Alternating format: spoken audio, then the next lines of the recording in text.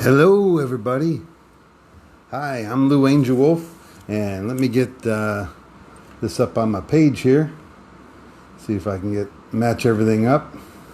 Thank you for listening to the imho.love show, and we go live every Wednesday night at 7:30 here on Facebook Live. Good to see if I can get this going here. So sing to yourself or something for just a minute. Okay. It's my first time using this thing with this thing, so I might stumble a little bit. And okay. All right. I'm not getting it. But anyway, hi everybody, and thanks for tuning in. Lou Angelwolf here in sparkling Clearwater, Florida. Let me just walk around, make sure this is going.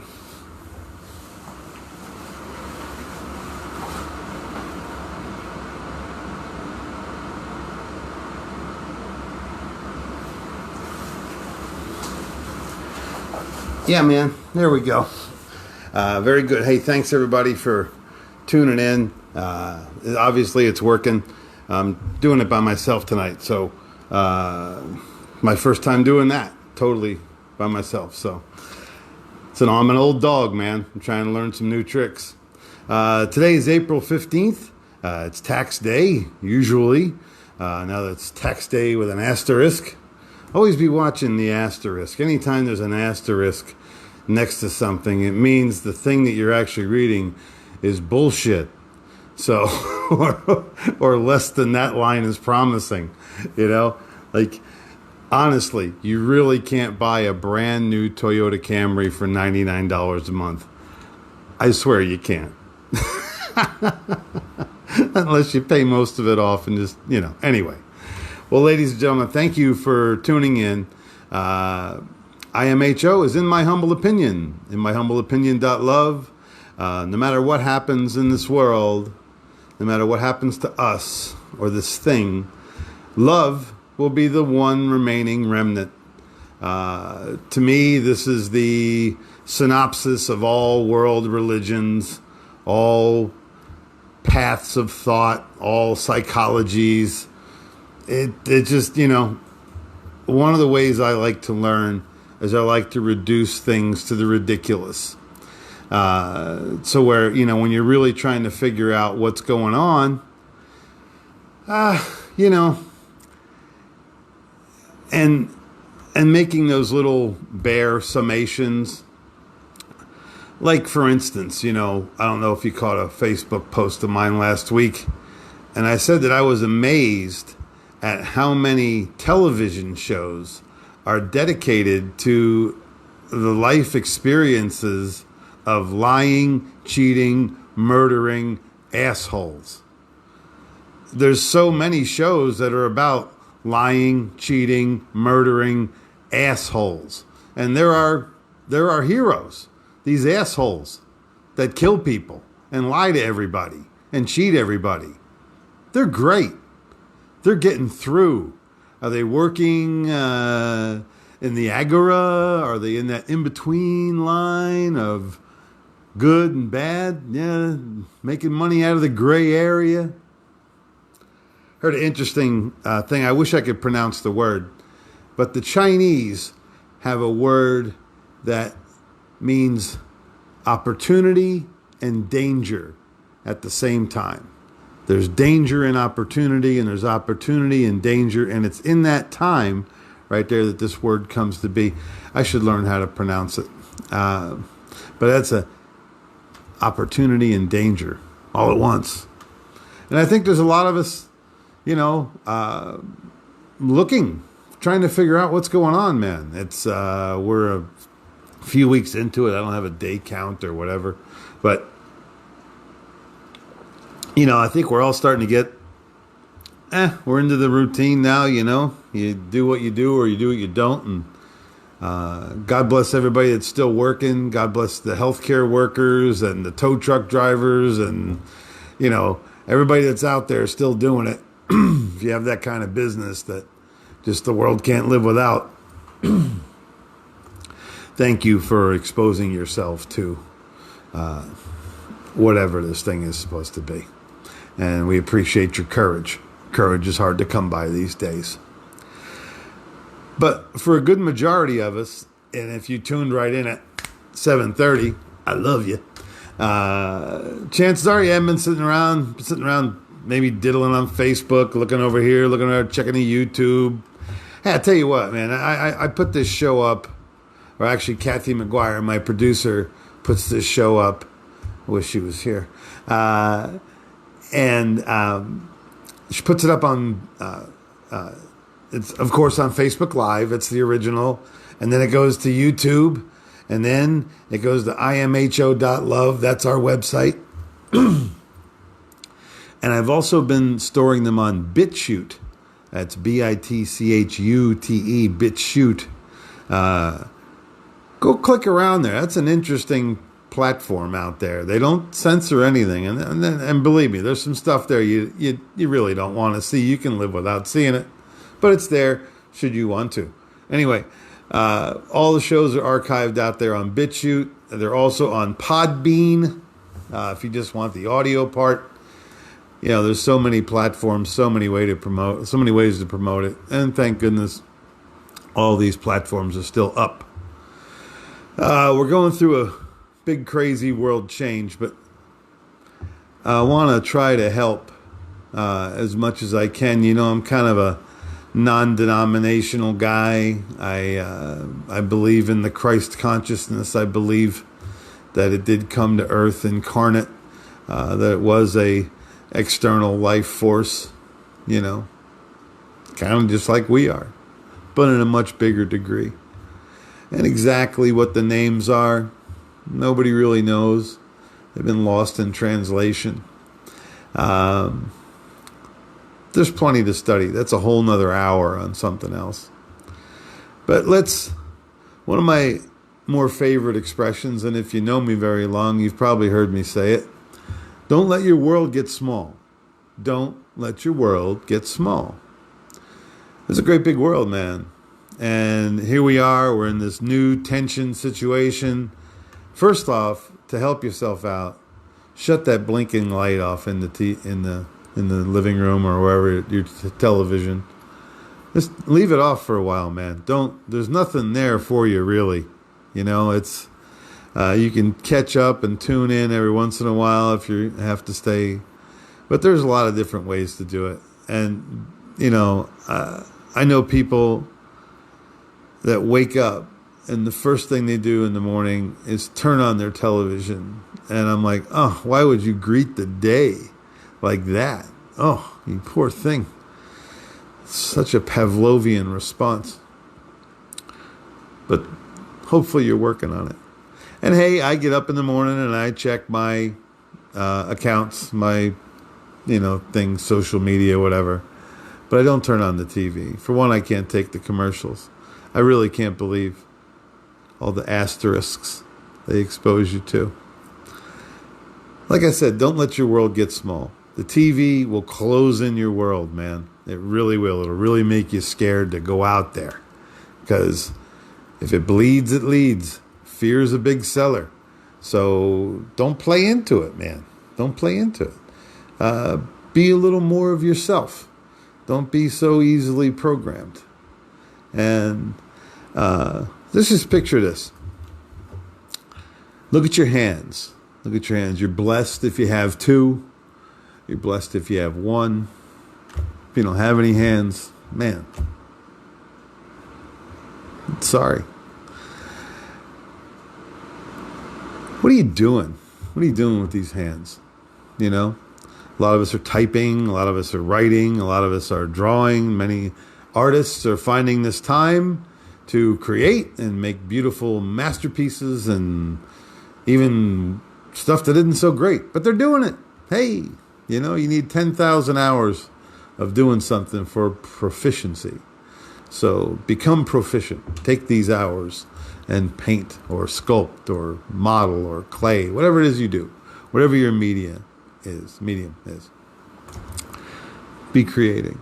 So look at these hands, man. They're helping. They're healing. They're cooking. They're preparing. They're maintaining. Took a shower for y'all tonight. Trimmed up the whiskers. Yeah. So, as you watch yourself go around, doing all these various things, these hands occasionally get overtaken by the Spirit, and sometimes they come together like this in prayer. That's a humbling position for prayer. It is.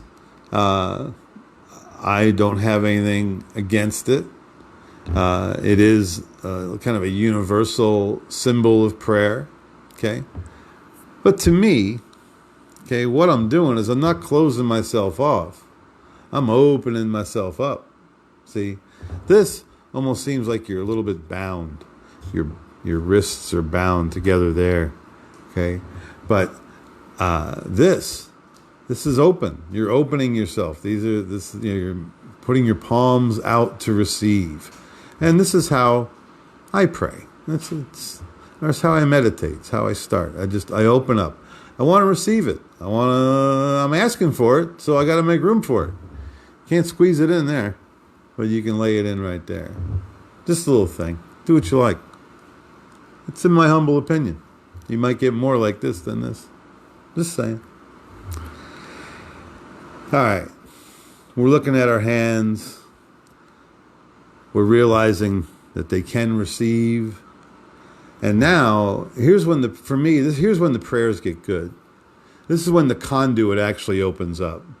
When I'm quiet, when I'm still, I'm eliminating all thoughts of the world. And my place is I go to a flat place, like an oasis, but like in the middle of the Bonneville Salt Flats. There's nothing around me but this little island, the palm tree, and some moving water.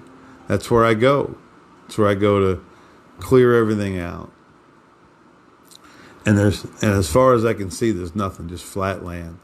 And I leave myself open. There's no obstructions for me to gather the power of the universe into my vessel. I open my conduit and I ask for it. And here it comes. Now, so you're in a position of praise.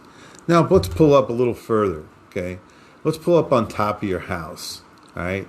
Let's come out. Let's pretend you got some little love drone that you can move around, and on your love drone, you see your whole neighborhood, and you pull up and you look around. You look what's going on now. You see people scurrying in and out of their cars, and running into the grocery store, and they got masks on, and they're avoiding each other, and they're 4 feet away, 6 feet away. Some people are really freaked out to see other people. When I wear my hair down, people get out of my way anyway. I pull it back. Yeah, it's amazing what a couple inches of hair movement will do. But anyway, you're looking at me. You're watching everybody. You're watching your town. There's hardly any cars on the road. Ass load of boats out. We're on the west coast of Florida here in the Clearwater area. Everybody's boating, man. The weather's been phenomenal, and it's really lots of boats out there, and it's a good time. Use that thing, man. Don't just let it sit on the side of your house. And so you're up looking around, and everything's moving kind of in slow motion. There's no traffic jams, but also look at this, okay? There's way less traffic deaths right now. People just aren't out there. I'm sure that stuff's dropped way down. I should have called my sheriff friend and ask him what the actual number is. I might be able to find out. So, but you got real low traffic issues. People's cars are getting a good rest. Man, if you were really commuting the hell out of your car for many years, now's a good time. Hold on, let me just double check something.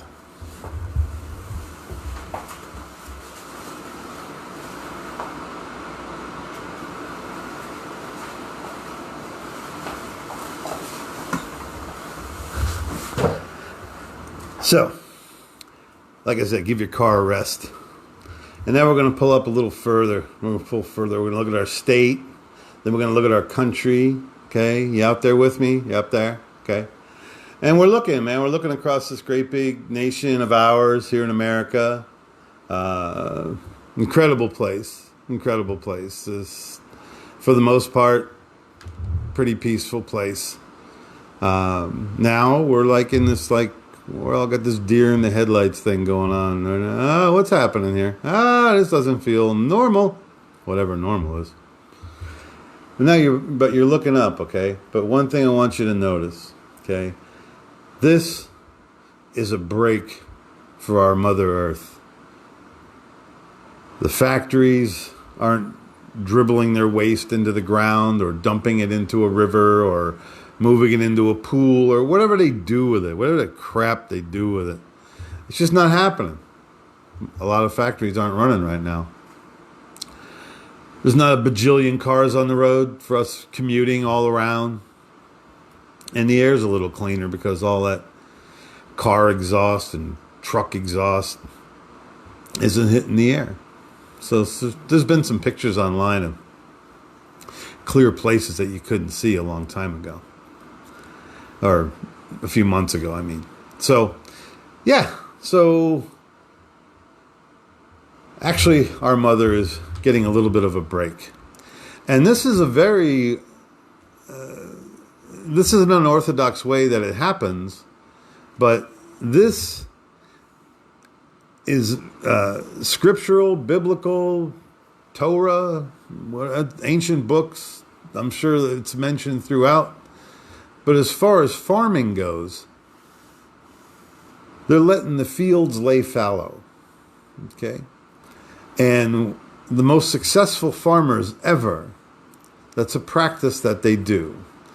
And it's well described in the Old Testament about letting your fields lay fallow. The Israeli farmers would transfer their crops. If they were growing a series of different crops in an area, they would change the field that they would do year to year to year. And then every 7th year, one of those fields laid fallow. Every 7 years, a field would lay fallow. I mean, you didn't plant it, you didn't till it, you just let it lay there. You just let it sit and regenerate to whatever the cycle was. Whatever the cycle was, whether it was a rainy season, dry season, doesn't matter. You let the field lay there and regenerate. Let it build up all its minerals and all its energies again. Because you've been working it for 6 years. And now you got to give it its rest. You got to give your mother a break. Same thing on the Sabbath. It's the 4th commandment. Thou shalt keep the Sabbath holy and make it unlike other days. I'm paraphrasing. That's a day you're not supposed to do any work. You're supposed to chill. Let yourself rest. Well, we're getting a big dose of Sabbath right now. We're getting some sabbatical rest. And overall, I think it's good for a lot of us because we've actually had time to think, to sit and think about all this stuff. I know it's been filling my mind, man. What's going on, what's happening to the world economies, what's all happening. Crazy, man. So we're way out here now. We're way above the United States. We're looking at a stiller version of it, looking at less pollution, looking at less pain, but certainly a higher level of anxiety. Now you keep going all the way up, bam! You bang your head into a satellite. There are 500,000 pieces of space debris circling the Earth. 500,000 pieces of space debris. 8,000 of them are satellites. And there's probably more now because Elon Musk has been doing his model rocketry over these last few weeks. We are just surrounding our planet. Now, of the 500,000, 500,000, they say there are some pieces, 10 inches or less. So it's space debris. It's stuff that came apart or whatever it is. But it's out there. It's floating around. I just banged my head. My little love drone. Didn't see it. Bam! What all that's going to mean, I don't know. They did it for a reason. Got to transmit some energy. Got to send some waves down, some information, keep it all sharing. A long time ago, I read the Bible and I read the book of Revelations, and I went, man, how is everybody going to see Messiah when he comes back? How is everybody going to see that? But you know what? With the technology that they have today and the ability to transmit visions and shadows, and I'm missing the absolute correct word here, but I wasn't planning on talking about this. They could pull it off now. They really could. Between all the stuff in the sky and the way they can project things, and a certain with the amount of monitors that are available, they could pull something off like that. Maybe not right now, but really close, I bet. So the technology is going and going and going, and there's no and we guys down here at the bottom of the pyramid, we ain't smart enough to stop it, man. We ain't smart enough to stop it. And this earth cleanses itself through the millennium. I think we're on our 6th regeneration now of totally being wiped out by asteroids and this and that and the other thing. And we're in the exit row at this point. But I don't mean to bring you down. All this stuff is actually good, because regardless of what goes on outside your home, okay, or where you go, or how this all turns out, whether you work your job again or whether you change gears, or I don't know what's going to happen. I mean, this whole thing could go shit sideways. It really could. We could be taking rifle butts in the back of the head before you know it. But I'm not thinking that way. And the human thought and the human energy has the ability to change things. And that's what I'm hoping for. That's what I'm digging on, is as we point this energy, let's point it away from that kind of thing. The way we've been doing it, man, invading people and mugging people and beating the hell out of people and bombing people and blowing people up and ruining all their shit and all that. Man, oh man. There's got to be another way. There's got to be another way. And several years ago, I wrote a piece called The Pacifist Riot. It's what we based the Lutopia show on. And we have brought it over here for imho.love. You can see a copy of The Pacifist Riot at lutopia.com. You can also see it on imho.love. And it's a nice piece that I wrote a few years ago, and it's all kind of revealing itself. It was a little somewhat prophetic. And what it is us humans recognizing that we're all with all these other humans. Now, you don't got to deeply love everybody, but you got to be tolerant. You got to let them be who they are. That's this show, is in my humble opinion. I had a good friend of mine just today.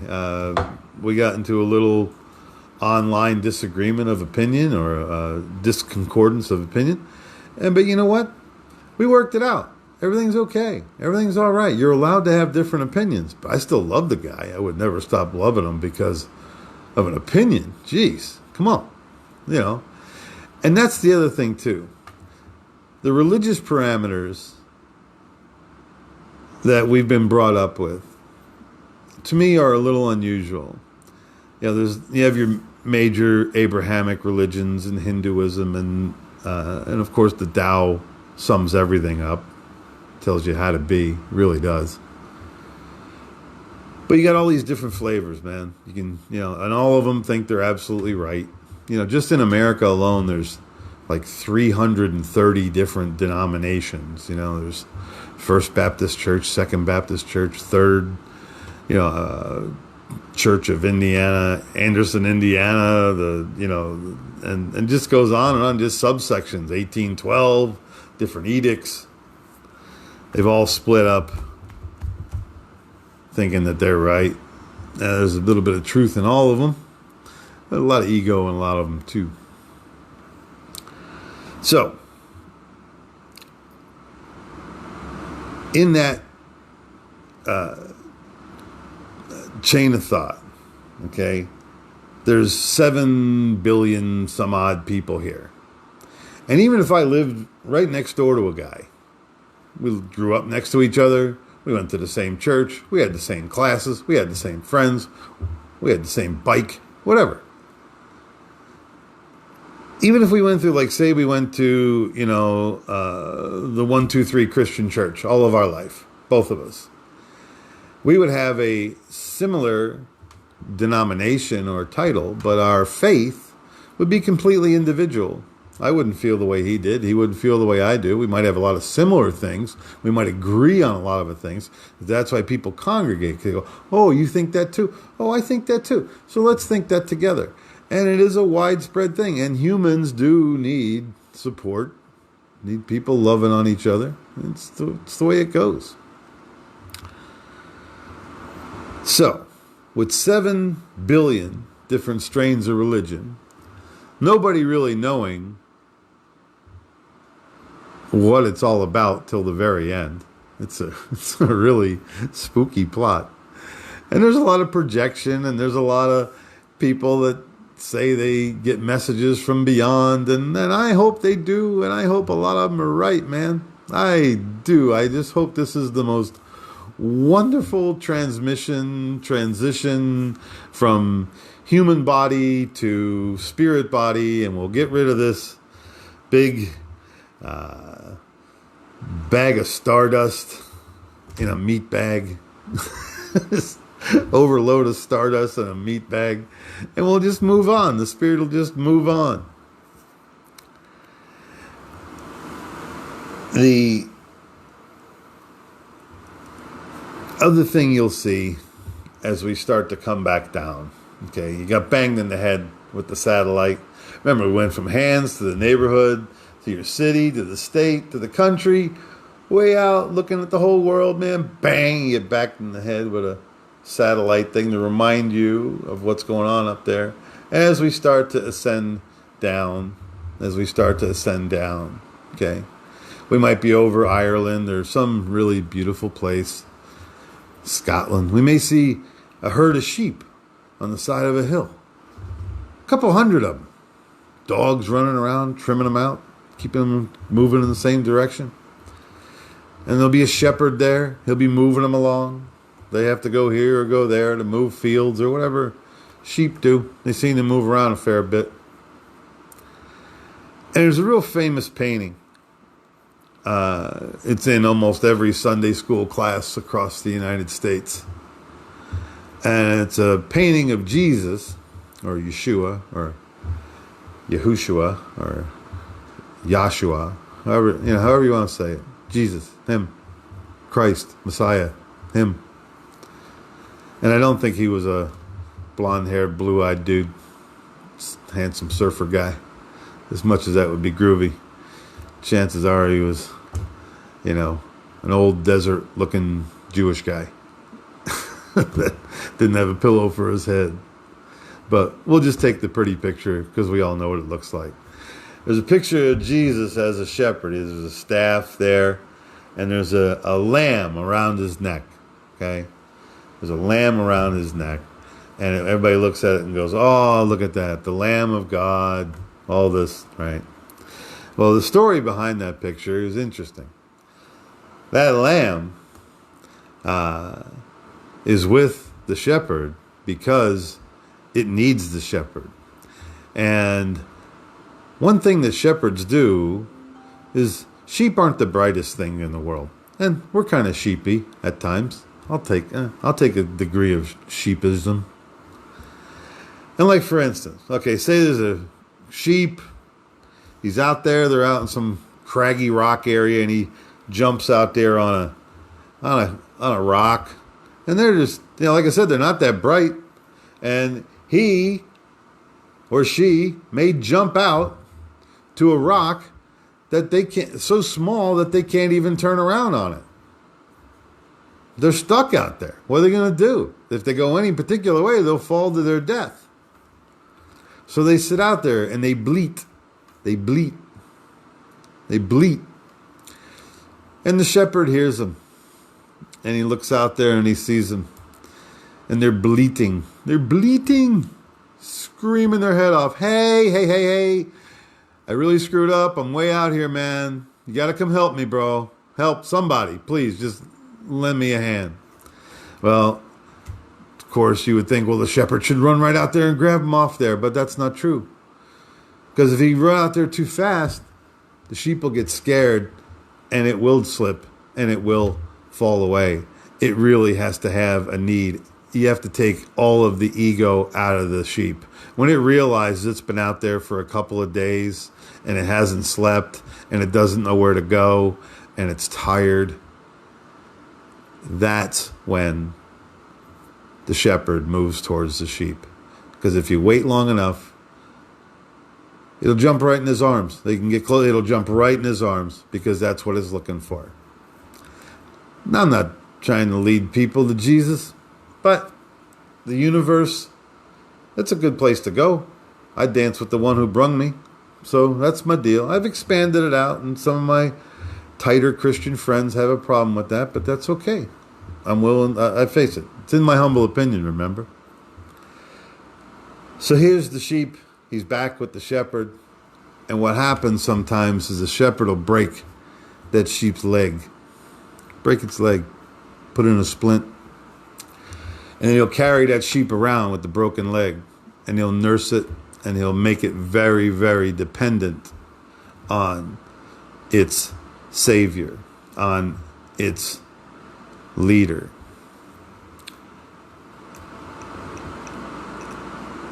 Sometimes we are left alone to figure out what's going on inside your own head.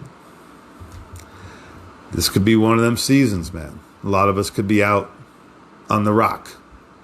We're looking all around. We got out here on our own, but we don't know how to get the hell off. So, whatever avenue of faith you choose, as long as it's good, as long as it's love, as long as love is the answer, whatever story you like.